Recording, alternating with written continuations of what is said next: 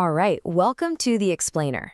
Today, we're going to put on our detective hats because we are solving a fascinating little spelling mystery that's been hiding in plain sight.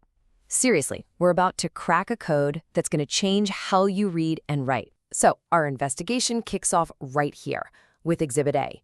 It's just a simple flyer for a bake sale. Seems pretty harmless, right?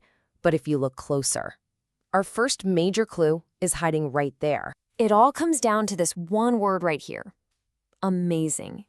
This little word is basically the key that's going to unlock this entire case for us. Let me show you what I mean. Let's break it down. The root word is amaze. A-M-A-Z-E. It ends with an E.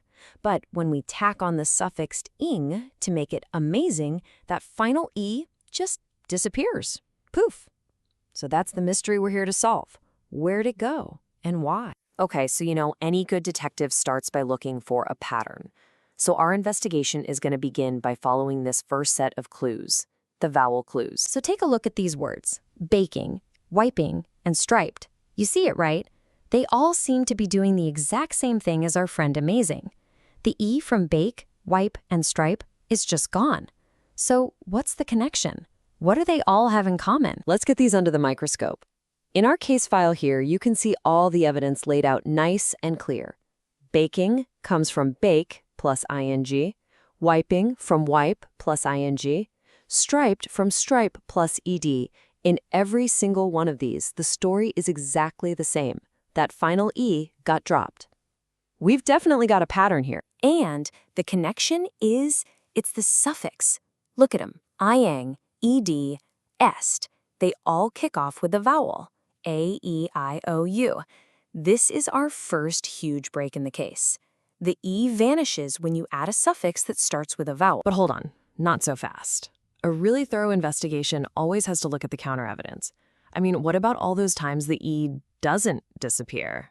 This leads us to our next big piece of evidence, the consonant connection. Right, so this brings us to words like placement and movement. Now the root words, place and move, both end in E.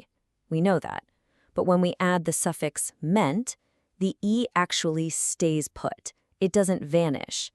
So what is different this time? And here you have it, the other side of the coin. Our second case file shows a completely different pattern. With placement, movement, safety, and tireless, that final E was retained. It stayed right where it was. And the secret?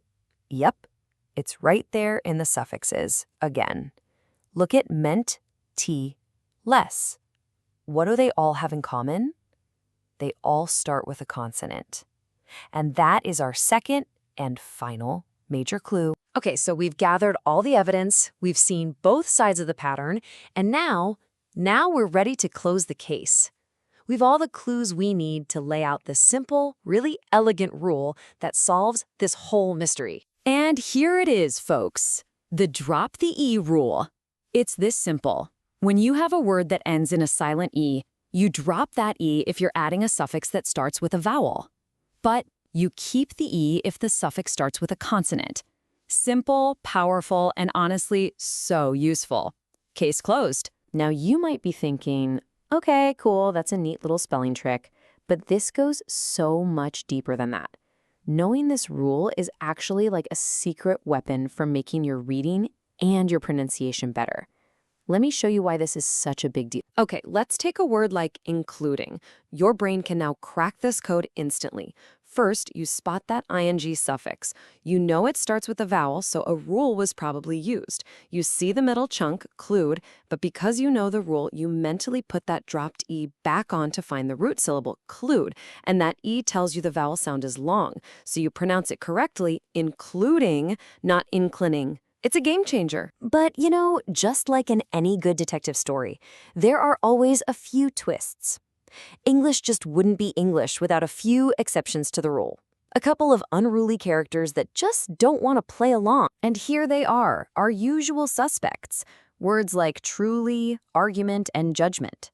See, these guys drop the E even though their suffixes li and ment start with a consonant.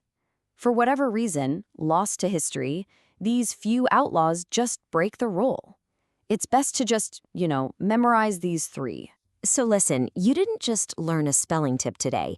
You've actually cracked a fundamental code of the English language. It's a tool that's going to help you read, write, and say words with way more confidence. So now that you're basically a linguistic detective, I guess the only question left is, what mystery should we solve next?